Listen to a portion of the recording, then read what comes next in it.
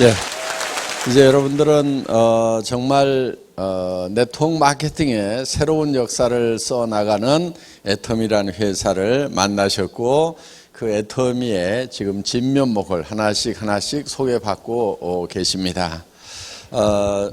저희 애터미가 역사를 새로 쓰겠다고 하는 것은 지금까지 50년, 더 길게는 약 70년의 네트워크 마케팅 역사가 뭔가 잘못된 부분들이 있다 하는 겁니다.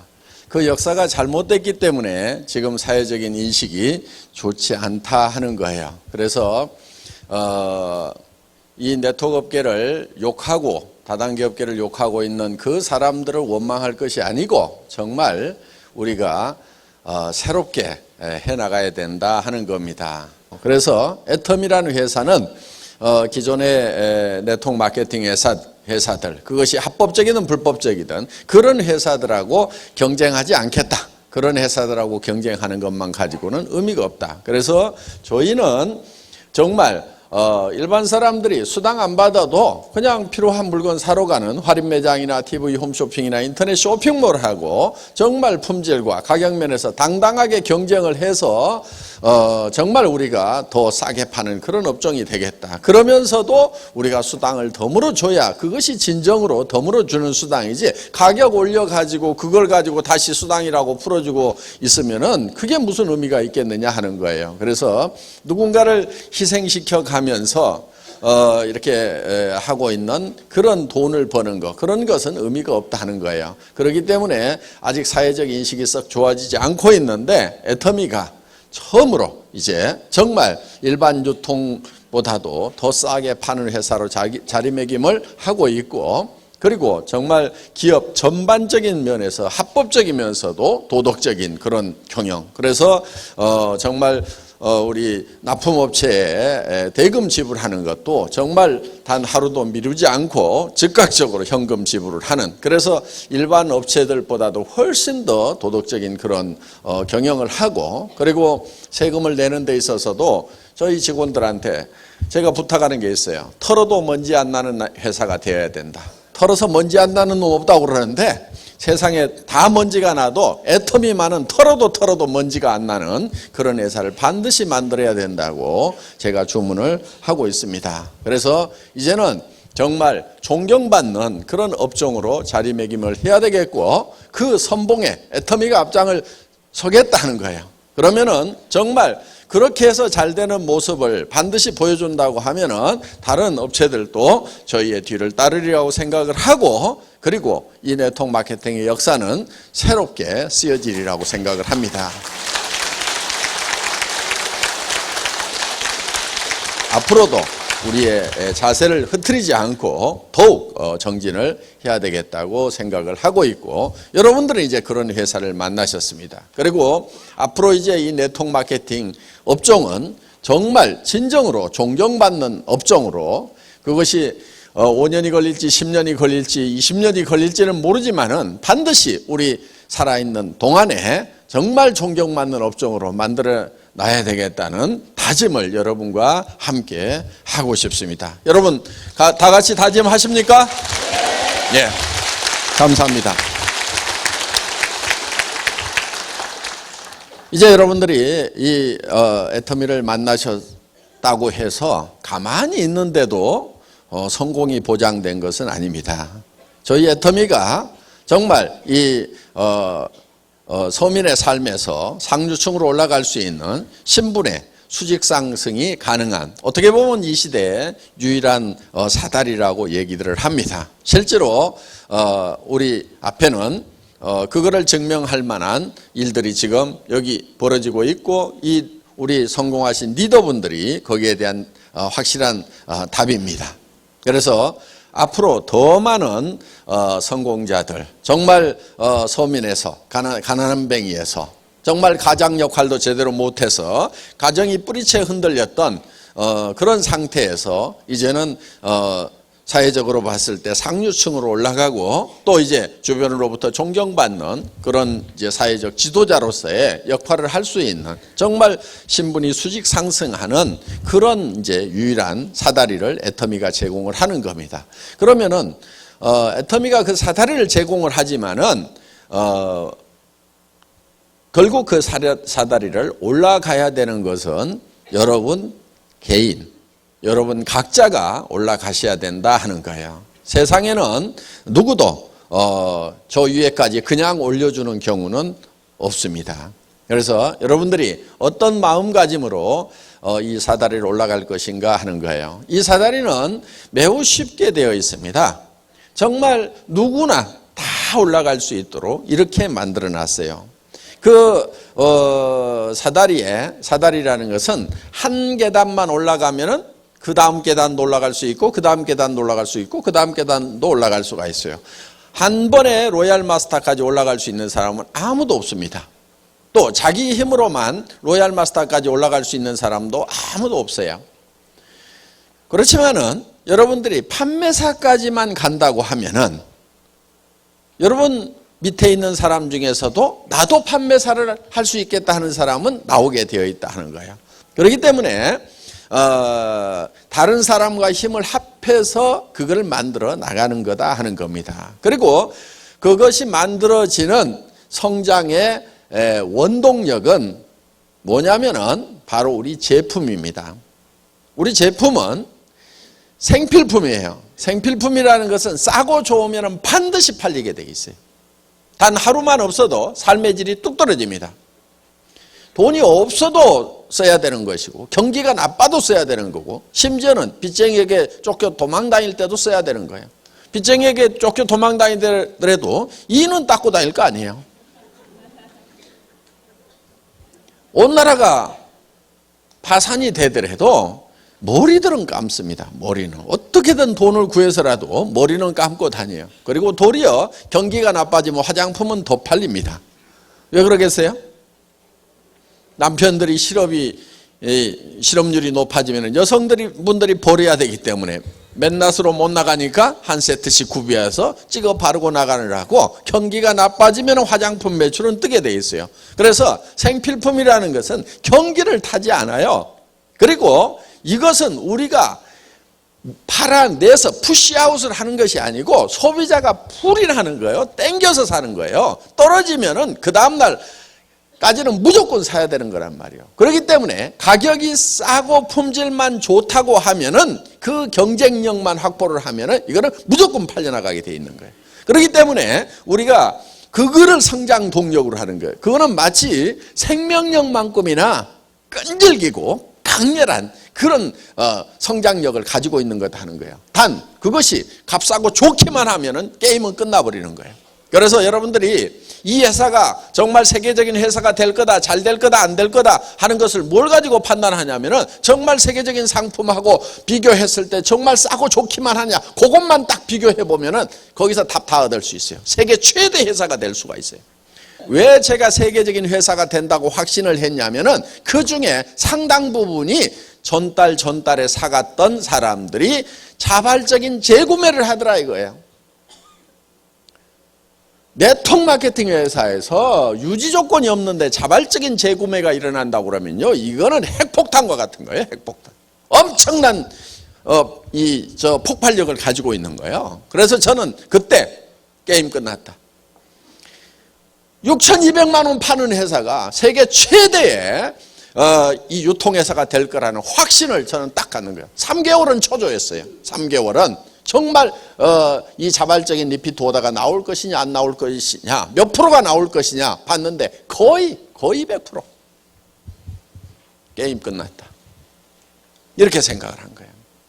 지금 커져나가고 있는 겁니다. 그 연장선상에서 커져나가고 있는 거예요. 자, 여러분들이 이제 이 애텀이라는 사다리를 만났고 그 사다리에 한 단계만 올라가면은 틀림없이 그 밑에서도 또 밀고 올라오는 사람이 있어요. 그러면 양쪽에 두 명의 판매사가 생기면은 나는 밀려서 다이아몬드가 되고, 그리고 그 판매사가 되면은 그분들도 다이아몬드가 되려고 할 거 아니에요. 그러면은 또 나는 밀려서 샤론 노즈가 되고, 그럼 이제 1,000만 원대 올라가는 거예요. 쉬워요. 너무 어렵게 생각하니까 못하는 거예요. 고민하지 마세요. 고민할 만큼 그런 어려운 일들이 아니에요. 고민해가지고 고민할 만큼 어려운 일이라고 하면은 이 중에서 3분의 1은 못 올라올 분들이에요. 그러니까 고민 하나도 안 하는 푼수들이 여기 이제 자, 그러면은 우리가 이제 이 애텀이라는 도구를 만났으면은 우리가 이제 어떻게 성공할 것인가? 그럼 많은 사람들이 성공을 못 하는데 왜 성공을 못 하는가 하는 거예요. 카네기라는 사람이 보니까 자기는 가난한 집의 아이로 태어나서 부자가 됐죠. 그리고 카네기 재단도 만들고 늙어서 이제 생각을 해보는 거예요. 내가 가난한 집의 아이로 태어났는데 다시 가난한 집의 아이로 태어난다고 하면 다시 성공을 할 수가 있을까? 생각해 보니까 자기는 100% 성공할 수가 있겠더라 이게. 10번을 가난한 집의 아이로 태어나더라도 10번 다 100% 자기는 성공할 수가 있겠더라 이게. 그런데 많은 사람들은 성공을 못하고 있다. 왜 성공을 못할까? 그 이유는 성공의 법칙을 몰라서 그런다. 그래서 이 성공의 법칙이라는 걸 이제 알려줘야 되겠다고 생각을 합니다. 자, 많은 사람들이 0세에서부터 시작을 해서 30세까지 공부를 합니다. 준비를 하죠. 30세에서 60세까지는 대개 일을 합니다. 일을 건성건성합니까? 열심히들 합니까? 다들 잘 살아보겠다고 열심히들 해요. 그리고 이제 한 90세까지 삽니다. 이게 노후예요. 그런데 30년이나 준비를 하고 30년이나 일을 했는데 결과를 보니까 1%만 성공자가 됐더라. 즉 부자가 됐더라 하는 거예요. 4%의 사람은 겨우 경제 문제를 해결을 했더라. 그러니까 다른 사람한테 손 벌리고 살지는 않을 정도는 됐다. 부자는 아니지만은. 그리고 15%의 사람은 타계를 했더라. 세상을 떠났어요. 잘못 살았죠? 10%의 사람은 일도 없고 일은 있는데 돈이 없어가지고 하루벌이 일을 하고 있더라. 나머지 70%의 사람은 일도 없고 돈도 없는 상태에서 노후를 맞이하게 되더라 하는 거예요. 자, 이게 다른 나라의 통계, 오래전 통계이다 보니까 정확성에 대해서는 좀 견해 차이가 있을 수 있지만은 어떻든 이 99%나 되는 사람들이 실질적으로는 성공자가 되지 못하고 1%만이 성공자가 된다 하는 거예요. 우리가 주변에서 봐도 그런 느낌은 대략적으로 드실 겁니다. 그러면은 이 1%의 사람들은 어떻게 해서 성공을 했고 왜 이렇게 많은 사람들이 실패자가 되는가 하는 거예요. 그래서 카네기라는 사람이 보니까 이거는 성공의 법칙을 몰라서 그렇다. 성공의 법칙만 안다고 하면은 100명이면 100명이 다 성공자가 될 수가 있는데 정말 이 성공의 법칙이라는 걸 몰라서 그렇다. 이 성공의 법칙이라는 걸 알려줘야 되겠다. 그래서 이 성공의 법칙이라는 것을 정리를 하게 되는데 그런데 이 성공의 법칙이라는 것은 누가 아무렇게나 만든다고 해서 법칙이 되는 것이 아니다 하는 거예요. 그래서 이거를 스티븐 코비는 정북향의 원리다. 이렇게 표현을 했습니다. 그러니까 북쪽이라는 것은 정해져 있다. 그러니까 성공의 법칙이라는 것도 정해져 있다 이거예요. 자, 손가락 한번 들어보세요. 손가락. 여기 속리산 들어오느라고 지금 동서남북이 헷갈리실 거예요. 북쪽이 어딘지 한번 가르쳐 보세요. 북쪽이 어디예요? 북쪽이. 중구난방입니다. 자, 이쪽이 북쪽이라고 하는 사람이 제일 많은 것 같아요. 그럼 지금부터 여기를 다수결의 원칙에 의해서 북쪽이라고 정하겠습니다. 그럼 여기가 북쪽이 됩니까? 확신할 수가 없어요. 뭘 갖다 대봐야 되죠? 나침판을 갖다 대봐야 되는 거예요. 그런데 나침판을 대보기 전에도 북쪽은 이미 정해져 있는 거예요. 우리가 나침판을 대보면 북쪽이 어디라는 걸 확인한다 이거예요. 그러니까 성공의 법칙이라는 것도 정해져 있어요. 그대로 따라서 하면은 성공하는 거고 그대로 따라서 하지 않으면 실패자가 된다 하는 겁니다. 이거는 누가 아무렇게나 만드는 것이 아니고 마치 자연 법칙과 같이 이미 정해져 있는 거다. 자연 법칙도 정해져 있죠. 해는 동쪽에서 떠서 서쪽으로 지고 물은 높은 곳에서 낮은 곳으로 흐르고 한반도에는 사시사철 봄, 여름, 가을, 겨울이라는 사계절이 있다 이거예요. 그래서 봄이 지나면 여름이 반드시 오게 되어 있다 하는 겁니다. 이게 자연 법칙이에요. 그래서 이 법칙을 어겨가면서 예를 들면 농사를 짓는다든가 이렇게 해가지고는 절대로 성공할 수가 없다. 그래서 이런 것을 농장의 법칙이라고도 얘기를 합니다. 농장의 법칙. 자, 농장의 법칙이라고 하는 것은 반드시 자연 법칙에 맞춰가지고 농사를 지어야만 되는 거다 하는 거예요. 자, 우리는 이 농장의 법칙이라는 거, 농사 짓는 거는 우리가 다 잘 알기 때문에 농부가 어떻게 해서 농사를 짓는지를 가지고 이 성공의 법칙이라는 걸 한번 정리를 해보자 하는 겁니다. 농부가 맨 먼저 하는 것이 무엇이죠? 밭 갈아요? 밭을 사야 갈죠. 그럼 또 돈이 있어야 밭을 사죠. 그렇죠? 예. 그러니까 사실은 이것저것 얘기를 하지만은 실질적으로 농부가 맨 먼저 하는 것은 무엇을 얼마만큼 거둘 것인가를 맨 먼저 결정을 해요. 고구마를 거두려면 밭을 사야 되지만은 쌀을 거두려면 논을 사야 되는 거예요. 그렇기 때문에 무엇을 거둘 것인가가 먼저 머릿속에 들어온 다음에 그 다음에 밭이든 논이든 땅콩을 거두려면은 모래밭을 사야 되는 거예요. 그러니까 무엇을 거둘 건지에 따라 가지고 그 다음 모든 것들이 결정이 되게 돼 있다는 거예요. 그래서 농부의 머릿속에 맨 먼저 들어오는 것이 무엇을, 첫 번째, 두 번째, 얼마만큼 거둘 것인가. 자, 우리가 농사를 지을 때는 거두는 것부터 하지 않고 실제로는 심는 것부터 하는데 맨 먼저 하는 것이 거둘 것인가를 먼저 결정한다 하는 거예요. 자, 그러면은 우리가 인생 농사를 지을 때 결국은 어떤 모습으로 거둘 것인가 하는 것이, 내 인생의 마지막 모습이 어떤 것이 될 것인가 하는 것이 내 머릿속에 먼저 들어와야 된다 하는 거예요.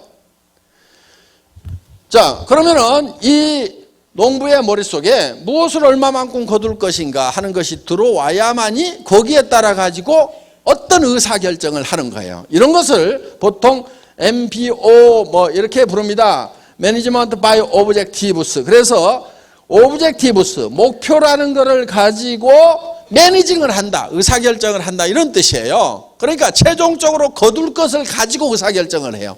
자, 쌀 10가마를 거둬야 되겠다고 쌀 10가마, 쌀 10가마. 그러니까 무엇을 얼마만큼이 먼저 머릿속에 들어왔어. 그러면 그 쌀 10가마에 의해 가지고 논이 몇 평, 모짜리는 몇 평, 벽시는 몇 말, 농기구는 뭐, 인부는 얼마, 농자금은 얼마, 이런 것들이 전부 쌀 10가마라는 것이 먼저 결정되고 나서 나머지가 쪼록 결정이 돼요. 만약에 땅콩 2가마가 머릿속에 들어왔다고 하면은 논을 사면 안 되는 거예요. 뭘 사야 돼요? 모래밭을 사야 되는 거고, 거기에 심는 농기구도 다 달라져야 되는 거고, 벽시를 준비하는 것이 아니고 땅콩을 갖다 심어야 땅콩이 나오게 돼 있다는 거예요. 그러니까 무엇을 거둘 것인가가 먼저 들어오게 되어 있다. 오브젝티브스가 먼저 들어오고 나서 이 오브젝티브스를 가지고 목표에 의한 매니징을 하고 있다 하는 거예요. 이것이 인생에는 잘 적용이 안 되고 있는데 기업이나 국가에는 아주 주도 면밀하게 이게 적용이 되고 있어요. 현재 잘 활용이 되고 있어요. 그런데 인생 살아가는데 개인 인생에는 이게 이 법칙이 지금 들어와 있지 않는 거예요. 그래서 우리가 무엇을 얼마만큼 거둘 것인가를, 예를 들면 쌀 10가마를 내가 농부가 봄에 머릿속에 집어넣으면은 그 쌀 10가마를 가지고 논 사이즈라든가 농기구라든가 언제 심을 건지 그 다음에 어떻게 가꿀 것인지가 다 결정이 된 다음에 가을이 되면은 농부의 머릿속에 있던 쌀 10가마가 어디로 들어와요? 창고로, 곡간으로 들어오는 거예요. 그러니까 모든 농부의 곡간에 들어가는 곡식은 반드시 먼저 농부의 머릿속에 있던 것이 들어가게 돼 있다 이거예요. 그러니까 농사를 지으면은 물론 뭐 천재지변에 의해서 1%, 2% 뭐 농사 망치는 경우도 있지만은 95%, 97% 다 농사 목표한 거 거두잖아요. 그런데 인생 농사는 왜 못 거두냐? 자연 법칙대로, 농장의 법칙대로, 성공의 법칙대로 인생 농사를 안 짓기 때문에 그렇다는 거예요. 이 법칙대로만 하게 되면은 거의 다 성공을 하게 돼 있다는 거예요. 거의 다. 그래서 여러분들이 내가 어떤 모습으로 성공할 것인가 하는 것이 먼저 머릿속에 먼저 들어와야 돼요. 그래야 3년 후든 5년 후든 내 머릿속에 들어와 있던 내가 밖으로 튀어나와 가지고 성공자로 되는 거예요. 자, 농부의 머릿속에 쌀 10가마가 없었다면은 곡간에 쌀 10가마가 들어오지가 않죠. 그러니까 이 쌀은 어디서 튀어나온 거냐면 농부의 머릿속에서 튀어나와 가지고 곡간에 들어간 거예요. 나의 성공한 모습도 어디에 만들어져야 되냐면 내 머릿속에 만들어져야만이 이 성공자의 모습이 3년 후든 5년 후에 튀어나와가지고 다른 사람들이 보게 된다 하는 거예요. 여러분 한 사람 한 사람의 삶이 성공을 해야 된다 하는 거예요. 그런데 이제 성공을 여러분들이 해야 되는데 어떤 모습으로 성공을 할 거냐 하는 거예요. 어떤 모습으로. 어떻게 하면 성공하는 거예요? 여러분들 성공해야 될 거잖아요. 그렇죠? 예, 뭐 아무 생각 없는 것 같아요, 제가. 무슨. 자, 성공을 해야 돼요. 어떤 모습으로 성공을 할 거냐? 어떻게 성공할 것인가 생각을 했더니 상당히 복잡해. 그 복잡한 이유가 있어요. 사람이 좀 복잡하게 만들어졌어. 사람은요, 뭐가 있냐면은, 육이라는 게 있어요, 육. 요 육 있죠, 육? 예. 그 다음에, 영이라는 게 있어요, 영. 스피릿. 그 다음에, 혼이라는 게 있어요, 소울. 그 다음에, 주변 환경. 이렇게 둘러싸여 있어요. 그런데 이 각각이 요구하는 바가 달라요. 그래서 복잡한 거예요. 그런데, 이 복잡하지만 이거를 다 만족을 시켜야 돼. 자, 이렇게, 6이 있어요, 6. 그런데 이 6이 요구하는 바가 있고 우리가 0이 있는데 0이 영에게 필요한 게 있고 혼이 있는데 혼에게 필요한 게 있어요. 자, 6이라는 것은 건강해야 되겠죠? 오래 살아야 돼. 장수를 해야 돼. 그리고 풍요롭게 살아야 돼요. 의식주를 해결함으로 말미암아서 안전하게 살고 싶은 욕구를 가지고 있다 하는 거예요. 자, 그래서 한마디로 얘기하면 잘 살아야 돼요. 우리의 영은 혼하고는 달라요. 그리고 이 영이라는 것은 짐승하고 사람이 구별이 되는 거예요. 무슨 원숭이가 변해갖고 사람이 됐다고 하는 말도 안 되는 소리를 하고 있는데 원숭이가 변해갖고 사람이 되지 않습니다. 그러면 원숭이를 개처럼 끌고 다니면 안 되죠. 그렇죠? 조상님인데 잘 모셔야지. 그런 싸가지 없는 그 후손들이 어디가 있어요? 조상이라고 그러면서 개처럼 끌고 다녀. 원숭이는 절대 우리의 조상이 아니에요. 왜냐하면은 그는 처음부터 창조될 때부터 원숭이로 창조가 된 거예요. 자, 그래서 이 동물하고 사람을 구별하는 기준이 뭐냐면 동물은 영이 없어요. 혼은 있어요. 혼. 이 영이라는 것은 우리가 잘 구별이 안 되는데 양심 같은 거예요. 양심. 그리고 이 영은 시간에 관한 개념이에요. 시간에 관한 개념. 이 영은 시간을 인지를 할 수가 있어요. 동물은 시간을 인지를 하지를 못해요. 사람은 이제 내가 죽으면은 얼마 후에 인생이 끝나는구나. 그러면서 과거도 돌이켜보고 그럼 앞으로 미래는 어떻게 될까? 이런저런 생각을 하죠. 시간을 초월해서 과거로 미래로 왔다 갔다 하는 이런 영적인 능력을 가지고 있어요. 그런데 개가 나이 먹어서 늙으니까 내 견생이 끝나가는구나. 내가 죽으면 어떻게 될까? 요거 고민하고 있는 개 보셨어요? 없어요. 왜? 개는 영이라는 것이 없기 때문에 이 시간에 관한 개념 자체가 없어요. 그리고 이거는 창조주로부터 사랑을 받고 사랑하고 싶은 욕구를 가지고 있는 거예요. 동물은 이런 게 없어요. 동물 중에 기도하거나 제사 지내는 개 보셨어요? 아주 영리하게 가르쳐 놨더니 조상이 죽었다고 제사 지내는 개 없어요. 그런데 사람은 아무리 미개하더라도 조상에 대해서도 생각하고 신에 대해서 항상 생각을 해요. 그 영적인 능력을 가지고 있어요. 그래서 우리는 창조주로부터 사랑을 받고 창조주를 사랑하는 데서 진정한 만족을 얻을 수가 있다 하는 거예요. 자, 그리고 이 혼이라는 것은 동물도 가지고 있어요. 자, 감정이 여기에 해당됩니다. 감정. 희노애락. 걔도 밥 먹을 때 걷어차면 노하시죠? 예. 그 다음에 뭐 주면은 또 꼬리 살랑살랑 흔들고 희락에 빠지시죠? 예. 희노애락 감정이 있어요. 그리고 걔도 글 가르칠 수 있어요. 야, A짬으로 와, B짬으로 와. 이런 거 하면 되잖아요. 그렇죠? 그리고 기억력도 있어요. 그래서 주인도 알아보고 자기 집도 다 찾아오는 게 이 혼의 활동이 있기 때문에 그러는 거예요. 그래서 이거는 이 평온한 감정을 가지고 살아가고 싶은 그런 욕구를 가지고 있고, 그 다음에 우리는 배우고 싶은 욕구를 가지고 있어요. 그 다음에 우리 주변 환경에 대해서 공헌하고 싶은 욕구를 우리는 가지고 있어요. 왜 우리는 주변 환경에 대해서 공헌하고 싶은 욕구를 가지고 있냐면은 이 자연 환경과 사회적 환경에 대해서 우리는 반드시 이로움을 끼치고 어떤 좋은 영향을 미치고 싶은 그런 욕구를 가지고 있다 하는 거예요. 그런데 남을 위해서나 또 이런 어떤 환경을 위해서 아무런 이로운 일을 하지 않고 죽게 되면은 죽을 때 나는 참 쓸모없는 사람이었구나. 나는 나만 위해서 살았지 뭔가 이로운 것을 해본 적이 없구나. 이것이 하나의 회한이 될 수가 있다는 거예요. 그러니까 그런 것도 해야 되는 거예요. 자, 이런 네 가지가 우리의 이제 그 요소인데, 자, 우리는 이 육이라는 것은 실제로 우리의 본질이라기보다는 우리의 영과 혼이 우리의 본질이에요. 더 깊이 얘기하면 영이 우리의 본질인 거예요. 그래서 이 사람은, 이 영은 시간의 개념이 있어요. 그래서 영원을 사모하는 마음을 주셨도다 그랬거든요. forever, 영원. 사람은 영원을 사모해요. 그러니까 이 육이라는 것은 우리 영과 혼이 살고 있는 집이에요, 집. 보세요. 초가지붕이죠. 여기 창문이 뚫려 있죠.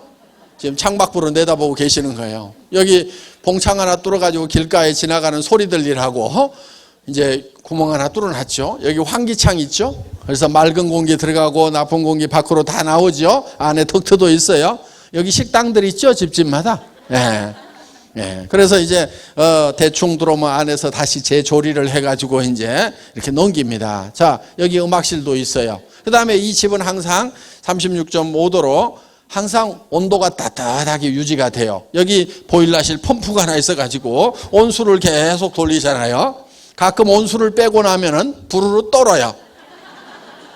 왜냐하면은 온도 떨어졌다고 온도 올리라고 온도 자동 컨트롤러가 작동해서 운동을 해서 온도를 올리는 거예요. 집집마다 화장실도 있죠.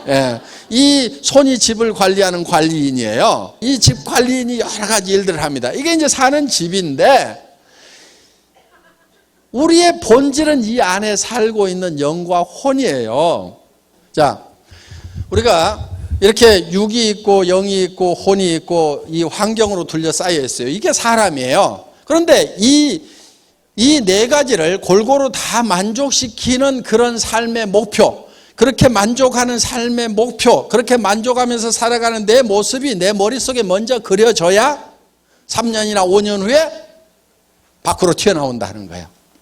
우리 사원 두 번째가 생각을 경영한다 하는 게 있죠. 생각을 경영한다. 그 얘기는 우리 머릿속에다가 우리의 성공한 모습을 그려 넣으라 하는 거예요. 비전을 메이킹하라 하는 겁니다. 그래서 이거를 그려 넣으면은 마치 농부의 머릿속에 쌀 10가마가 그려지느냐 땅콩 2가마가 그려지느냐에 따라 가지고 농사를 어떻게 짓는 것이 결정이 되고 가을이 됐을 때 쌀이 들어올 거냐 땅콩이 들어올 거냐가 결정이 되듯이 내 머릿속에 내가 성공한 모습을 어떻게 그릴 거냐 하는 것이 대단히 중요하다 하는 겁니다.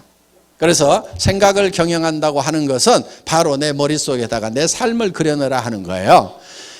지금 여러분 머릿속에 3년이나 5년 후에 정말 내가 살고 싶은 삶의 모습이 완벽하게 그려지지 않으면은 그거는 3년 후나 5년 후에도 지금하고 비슷한 삶을 살고 있을 거란 말이에요.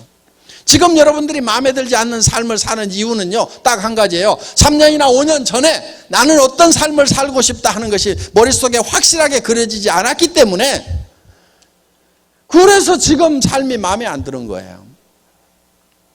그래서 우리 머릿속에다가 내가 살고 싶은 삶의 모습을 그려 넣어야 되는 거예요. 그래서 우리는 건강하게 살아야 되겠죠? 그럼 운동을 어떻게 해야 되겠다 이런 거 계획을 다 세워가지고 해야 되는 거예요. 그 다음에 오래 살아야 되겠죠. 풍요롭게 살아야 되겠죠. 그러면 통장에 돈이 얼마가 있어야 되겠다. 집은 어떤 집에 살아야 되겠다. 차는 어떤 차를 타고 다녀야 되겠다. 내가 기분은 어떻게 하고 살아야 되겠다. 이런 것들이 착착착착 나와 있어야 된단 말이에요. 그 다음에 정말 내가 양심을 어기지 않고 정말 영원히 사는 문제에 대해서 정말 진지하게 생각하고, 자, 우리는 이제 공헌하는 삶도 살아야 되겠다 하는 거예요. 그런데 이게 각각 떨어져 있지가 않고요. 사실은 이게 하나로 엉겨 있어요. 그래서 우리는 이 육이라는 게 있는데, 육은 잘 살며, 여기 혼이 있죠. 혼은 배우고, 그리고 영은 사랑하고, 그리고 우리는 환경에 대해서는 빨리빨리 외우세요. 공헌하는 삶. 이 네 가지가 골고루 균형 잡힌 삶이 돼야 돼요. 균형 잡힌 삶.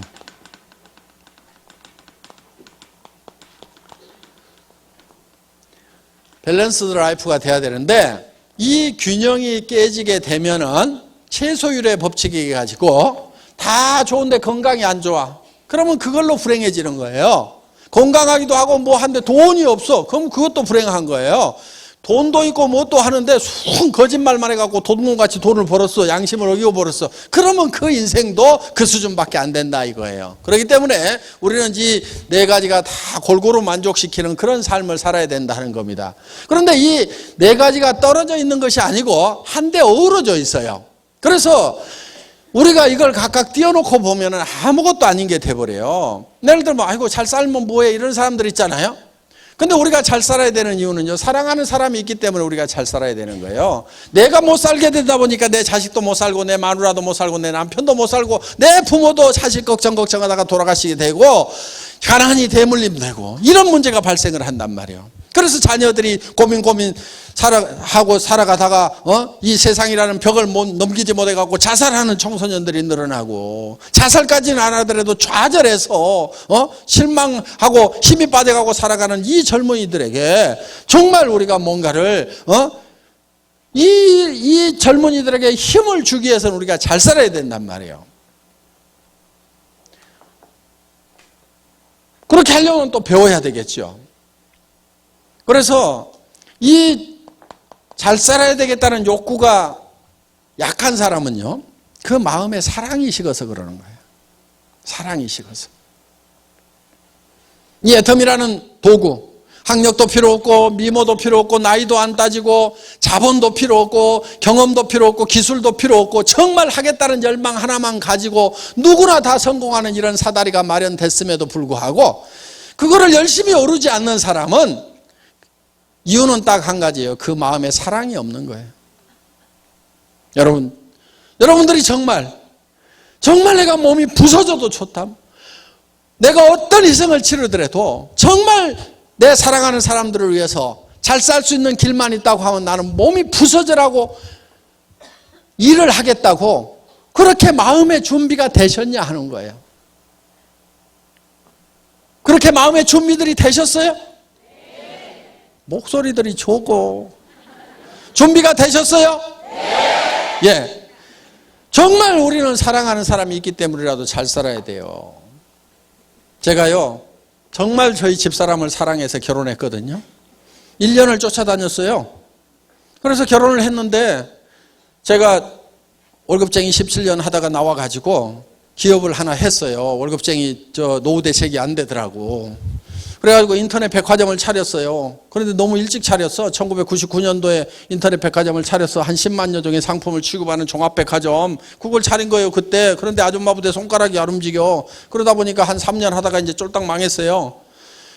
그래가지고 이제 집도 날라가고 차도 날라가고 이제 완전히 50만 원짜리 월세방에 가가지고 이제 쫄쫄 굶고 살게 된 거예요. 그러다 보니까 막 간경화도 오고 당뇨도 심해지고 그래갖고 의사인 친구가 너 더 이상 일하지 말래.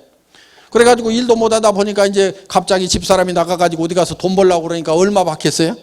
150만 원. 그렇죠. 50대 뭐 여자가 어디 나가서 갑자기 돈 벌면 150만 원 이상 안 줘요. 그래서 그 150만 원 벌어가지고 뭐 50만 원 월세 내고 그 나머지 가지고 이제 애들 겨우 뭐 잠거리 사주고 학교 보내고 이렇게 하는데, 어느 날 겨울에 집에 들어갔더니 추운 거요. 그래서 제가 가스 좀 팍팍 대, 집에 이렇게 추워. 그랬더니 집사람이 누구는 추운 줄 모르는 줄 아세요?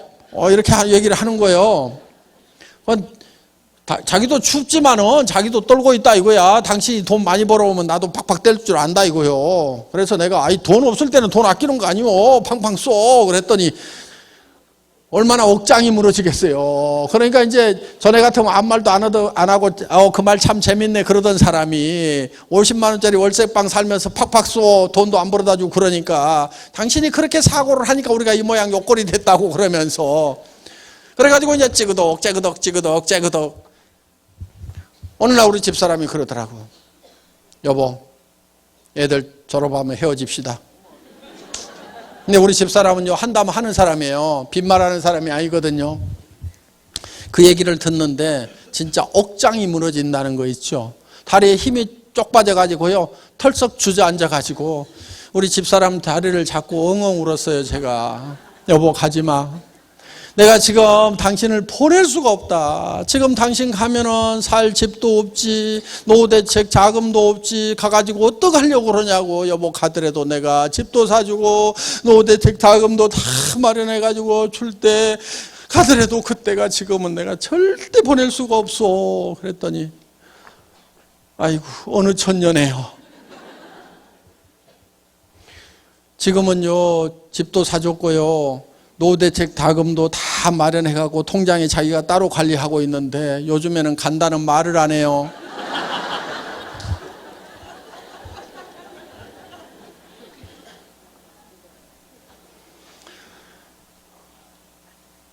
지금은 집에 들어가면요, 저희는 거의 붙어 있어요. 다리 주물러주고 발 주물러주고 어깨 주물러주고 여보 내가 주물러줄게. 아니야, 내가 주물러줄게. 우리 아들들이 참 꼴을 못 보겠대요. 해도 너무한대요. 지금은 잘 살아요. 그래서 정말 우리가 사랑을 하기 위해서라도 반드시 잘 살아야 된다. 그러니까 진정한 열정이 어디서 나오냐면은 이 세 가지가 합해지는 데서 이게 진정한 열정이 나온단 말이에요.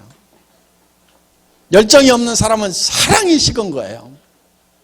정말 꺼져가는 사랑의 모닥불을 헤집어 가지고라도요, 다시 그 불을 지펴야 돼요. 그러면 열정이 나와요. 내가 이 사랑하는 자녀들을 위해 가지고 반드시 내가 잘 살겠다. 우리 남편 평생 아침 일찍 나가지고 저녁 때 파김치가 되도록 가족을 위해서 희생했는데, 여보, 오늘부터는 아니면은 2년 후부터는 푹 쉬어.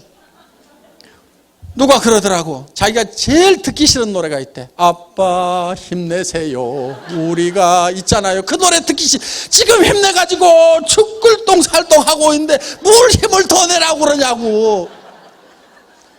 그런 노래 부르지 말고 노래를 바꿔요. 아빠 푹 쉬세요. 제가 다 할게요. 이렇게 좀 해주면 아빠들이 얼마나 좋아하냐고. 그 대신에 3년만 기다려요. 이렇게 오늘부터 빨래하고 청소하고 난 밖으로 나가서 뛰어야 되니까 여보 알았지? 이렇게 해가지고 와이사스 당신이 데려야 돼요 하면서 다 맡기는 거야. 또 와이사스 안 데려 입으면은 그 에쿠스 안 사줄 건데 와이사스만 다려도 에쿠스 나올 건데 어떡할까요? 내가 저 와이사스 다릴까요? 아니면 에쿠스 볼로 갈까요? 이렇게 하면 와이사스 금방 다려요. 자, 그래서 우리 머릿속에 정말 나의 삶이라는 한 편의 영화가 만들어져야 돼요. 그 영화가 만들어져서 정말 내가 어떤 삶을 살고 있는지, 그래서 건강하고 활기차고 이것이 머릿속에 그려져야 되는 거예요. 내가 어떤 차를 타는지, 친구들을 만나면 내가 어떤 도움을 주고 베풀고 있는지, 친척들은 다 내가 어떻게 챙기는지, 이런 것이 머릿속에 쫙 그려져 있어야 된단 말이에요.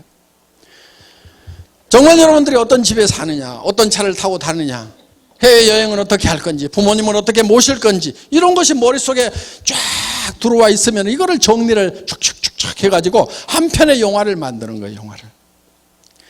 이 영화만 잘 만들면요, 그건 이루어져요.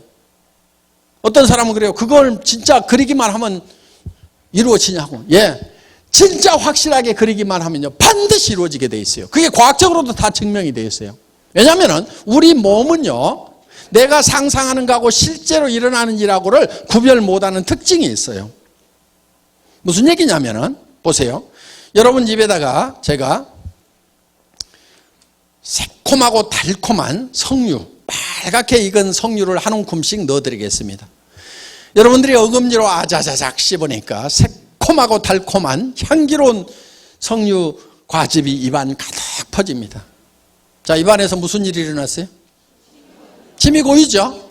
침 안 고이시는 분은요, 빨리 병원 가세요. 사람은 자기가 생각만 해도 실제로 석류를 먹는 거하고 우리 신체는 똑같이 반응을 해요. 그건 여러 가지로 과학적으로 다 증명이 되어 있어요. 그래서 그거를 자기 충족적 예언이라고 하는데, 자기가 충족할 만큼, 풀필이 될 만큼, 자기가 만족할 만큼 어떤 생각을 하게 되면은 몸이 거기에 맞도록 바뀌어버린다 하는 거예요. 또 쉬운 예를 하나 들어볼게요. 여러분 아침에 피곤하시죠? 일어날 때. 몸이 천근만근 피곤하시다 하시는 분들, 제가 한 방에 싹 고치는 방법 가르쳐 줄게요. 물론 우리 해모임 드셔도 돼요.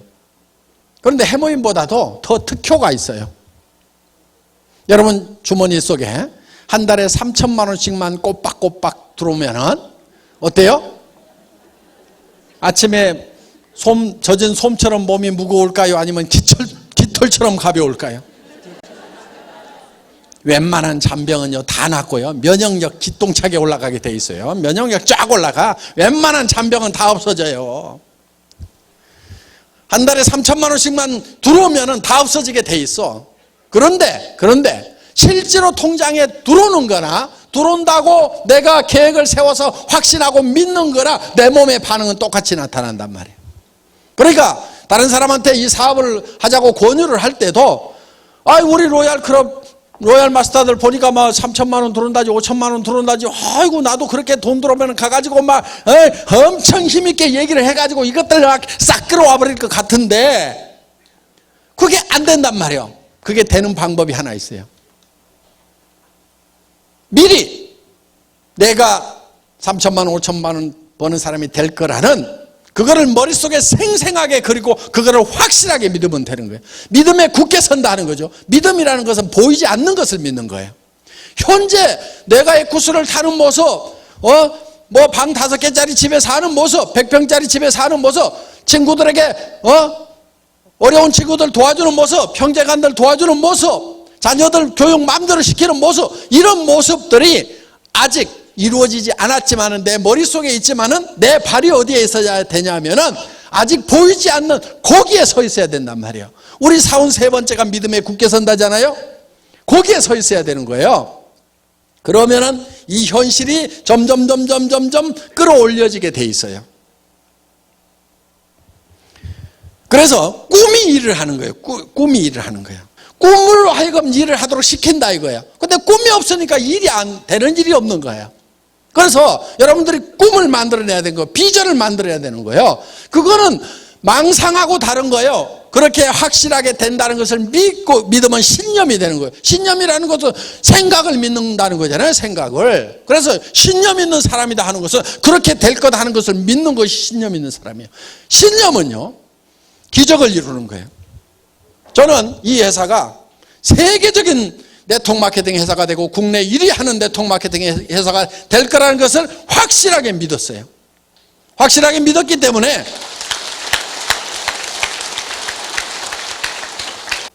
박정수 크라운 마스터가 처음에 만났을 때 어디서 만났냐면 오리탕집 하다가 망한 아줌마예요. 그래서 그 오리탕집에 17명이 모여 있는데 거기에서 애터미라는 회사에 첫 세미나가 있었어요. 그 17명을 모아놓고 제가 여기에서 익산에서 제일 큰 아파트에 들어가는 사람이 나올 거다. 익산에서 세금을 제일 많이 내는 사람이 여기서 나올 거다. 이 애터미라는 회사는 세계적인 회사가 될 거다. 글로벌 회사가 될 거다. 그렇게 얘기를 했어요. 그리고 크라운 마스터가 되면은 에쿠스를 주겠다고 얘기를 했어요. 3억 원을 주겠다고 얘기를 했어요.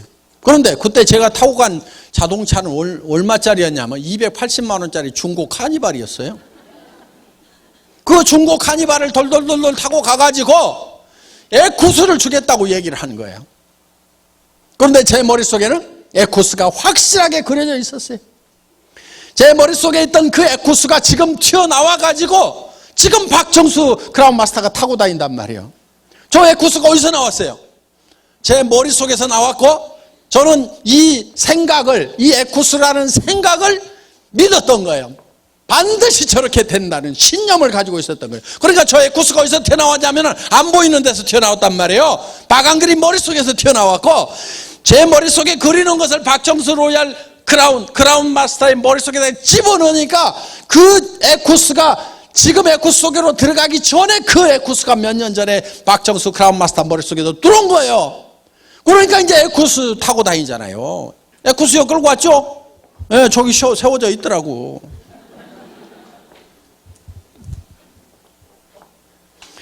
신념은 기적을 이루는 거예요.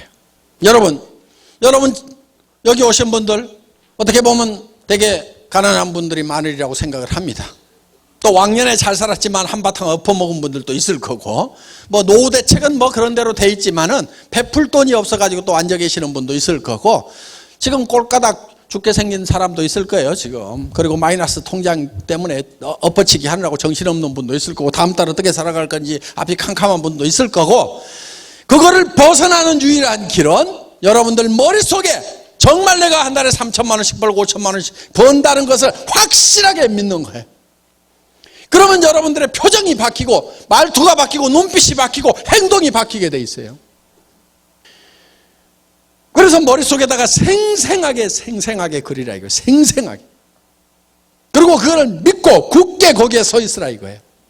자, 그렇게 하려고 그러면 한 편의 영화를 만들어야 됩니다. 내 머릿속에 한 편의 영화가 돌아가야 돼요. 그렇게 하려고 그러면 이제 여러분들이 시나리오를 만들어야 되는데 영화를 만들기 위해서 자, 그런데 이 인생 누구누구의 인생 시나리오 이렇게 돼 있는데 여기에 보면은 이렇게 이제 동그라미가 있고 여기 가서 이런 항목들이 쭉 있어요. 요 양식을 나눠 드릴 거예요. 그럼 여러분들은 이걸 가지고 이제 칸을 메꿔 가지고 내일 제출하시고 발표하시면 됩니다. 전원 다 쓰셔야 돼요. 자, 그러면은 여기 네 가지가 여기 다 들어가야 된단 말이에요. 그러면은 6 건강, 그럼 건강 집어넣자 이거예요. 그 다음에 우리가 잘 풍요롭게 살려고 그러면 주택 문제가 있죠. 그 다음에 또 뭐가 있어요? 자동차. 예, 자동차. 또 여행도 다녀야 되겠죠. 그 다음에 뭐 건강 썼고요. 또 사랑하는 자녀들 교육도 있겠죠. 효도도 있겠죠. 또 뭐 있어요? 뭐 봉사도 있겠죠. 뭐 현금도 좀 있으면 좋겠죠. 그래서 여기 있는 내용이 한 번은 반드시 여기 들어가야 돼요. 한 번은 공헌하는 것은 요 봉사, 헌금 이런 거에 들어갔죠. 그래서 이거를 자기가 점수를 매겨봐요. 10점 만점 해가지고 건강, 아이고 타고나서 그런 대로 좀 된다. 주택, 아이고 내가 살고 싶은 집에 비하면은 2점밖에 안 된다. 자동차, 아이고 면허증도 없어. 빵. 자, 여행, 국내 여행 서너 번 갔어. 자녀 교육 지네가 알아서 잘했어. 효도는 마음만 했어. 뭘 잘 못했어. 봉사도 쬐끔 하고, 아이고, 현금은 마이너스 이쪽으로 가네. 그래서 이렇게 하다 보면은 요 동그라미가 이렇게 나와요. 이거를 쭉 연결을 해보면은 요게 내 인생 수레바퀴예요, 요게 찌그러져 있고 적으면은 잘 안 굴러가는 거예요. 그럼 이것이 요게 10점 만점이 되면은 10점 만점을 연결하면 커다랗고 둥그런 수레바퀴가 되는데 커다랗고 둥그런 수레바퀴가 되려고 하면은 어떻게 돼야 되는지 10점 만점을 여기다가 쓰시라 하는 거예요. 그러면 주택 문제, 내가 지금 30평 전세 살고 있다. 그러면 현재 30평 전세인데 살고 싶은 집은 70평 구매하는데 얼마 들어요? 70평. 예? 그냥 10억 잡어 중간 좀 해가지고 자 10억 서울에서는 10억 주고 사기 어렵죠. 하여간 10억 그리고 언제까지인지 날짜를 적어요. 날짜 언제까지? 2022년 이렇게 딱 적으란 말이에요. 날짜를 5년 후 10년 후 이렇게 적지 말아요. 내년에도 5년 후 내년에도 5년 후 내년에도 평생 5년 후 그러니까 못을 딱 박으란 말이에요. 여기다가 그리고 중간 단계를 하나 더 적을 수도 있어요. 예를 들면은 2022년까지는 내가 70평 10억짜리를 사는데 예를 들면은 40평으로 가는 것은 내가 예를 들어서 5억만 있으면 된다. 그러면 2018년까지는 내가 5억짜리를 사겠다. 이런 식으로 계획을 딱 정확하게 세우란 말이에요. 자동차 무슨 차 타고 싶으세요? 아무 생각 없어요. 벤츠. 모르면은 가가지고 견적 딱 받아보세요. 그리고 사진 갖다가 집에다 붙여놓으세요. 자, 여행. 뭐 누구하고 함께 하겠다. 그래서 이거를 적을 때 세 가지 요령이 있어요. 첫째, 명료하게 적어라. 명료하게, 구체적으로. 명료하게 적으라는 건 구체적으로 적으라 이거예요. 차는 색깔까지도 다 적고 집은 방이 몇 개인지 무슨 동 주소까지도 다 쓰면 더 좋아요. 두 번째, 기한을 적으라 이거예요. 기한. 세 번째, 금액을 적으라 이거예요. 돈이 얼마가 들어가야 되는지를 알아야 사든지 말든지 할 거 아니에요. 자, 자녀 교육에 대해서는 어떻게 하겠다. 효도는 어떻게 하겠다.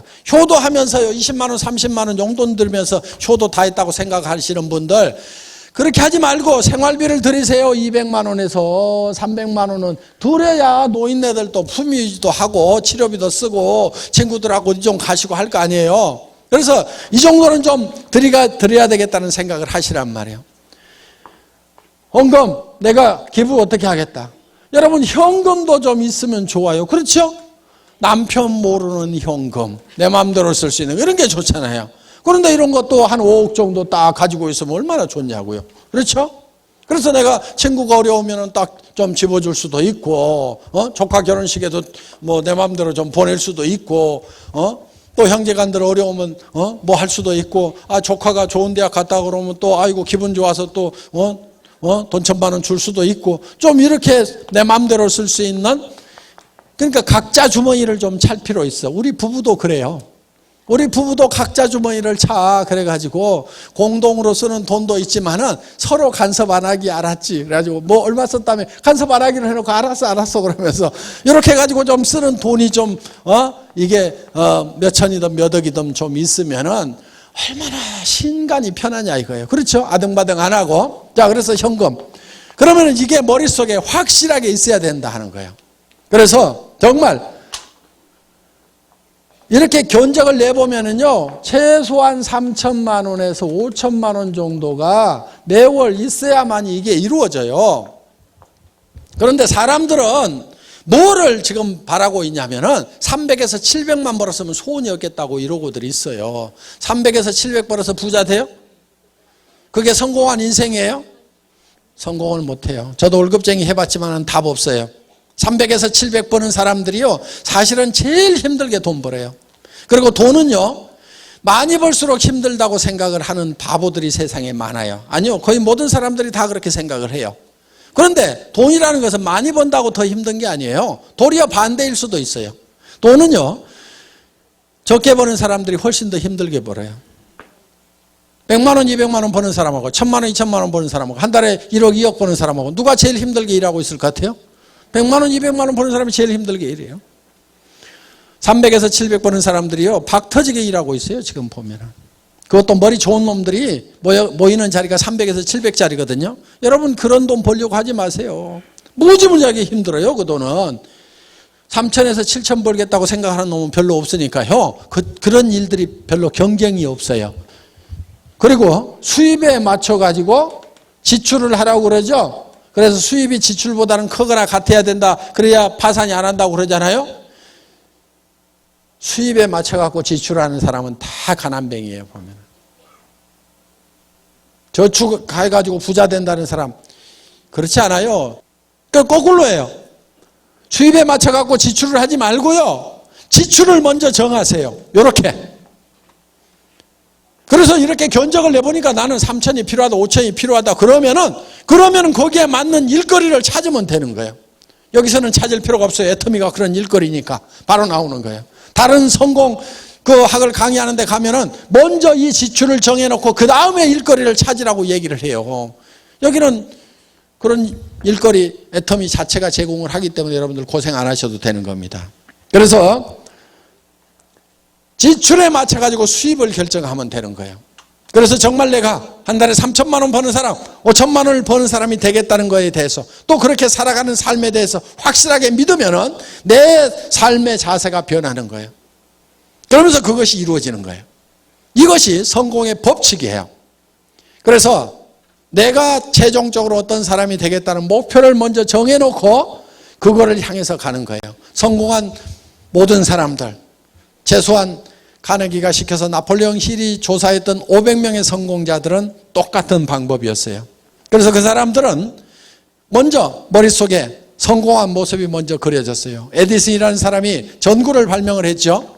그 전구가 세상에 보이기 전에 먼저 에디슨의 머릿속에 전구불이 켜졌어요.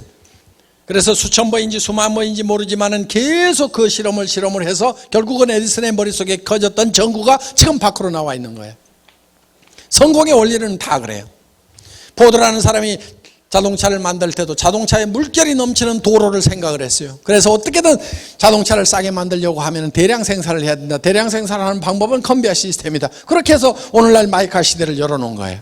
성공한 사람들은 다 성공한 그 모습이 먼저 머릿속에 그려져 있었던 거예요. 여러분들도 머릿속에다가 뭘 그려야 되냐면 내가 성공적인 삶을 살아가는 나의 삶이라는 한 편의 멋있는 영화, 그 영화는 내가 홀라당 반할 만큼의 영화가 돼야 돼요. 그렇게만 될 수 있다고 하면 나는 어떤 희생이라도 감수하겠다고 생각할 만큼 그런 멋있는 영화, 정말 풀필이 되는, 내가 충만할 수 있는 그런, 만족할 수 있는 그런 영화를 만들어내야 되는 거예요. 애누리 하지 마세요. 그러면 여러분들의 몸은 정말 슈퍼맨처럼 힘이 나게 돼 있는 거예요. 5천만 원이 들어오는 그 신나는 삶이 머릿속에 들어있다고 하면은 발걸음부터가 달라지는 거예요. 맨날 그냥 어슬렁 힘 빠져갖고 그렇게 다니겠어요? 그렇지 않아요. 5천만 원이 들어온다고 그러면 보부도 당당하게 그냥 2번씩 굴러가지고 그냥 얼마나 멋있게 다니겠어요. 그냥 세상 사람들은 나를 따르라 하는 당당한 그런 걸음걸이로 가가지고 친구들도 박살을 내고 니네 그렇게 살지 말아라 이것들아. 니네 노후가 나는 너무 뻔히 보여가지고 니네 불쌍해갖고 내가 구제해주러 왔다고 할 만큼 큰 소리 칠 만큼 그렇게 여러분들 자신을, 여러분의 비전을 가지고 변화를 시켜야 된다 하는 겁니다. 그리고 그것이 이루어질 때까지 반드시 그 비전 위에 서 있어야 돼요. 믿음은 보이는 것을 믿는 게 아닌 거예요. 그러면은 그것이 이루어지는 거예요. 그래서 절대 그 비전에서, 꿈에서 깨면 안 돼요. 여기서는 그 꿈 속에 있다가, 비전 속에 있다가 문제는 나가면은 제정신이 돌아와. 이게 문제야. 절대로 제정신이 돌아오면 안 돼요. 그래서 내가 먼저 미치고 비전 덩어리가 되고 주변 사람을 미치도록 만들어야 돼.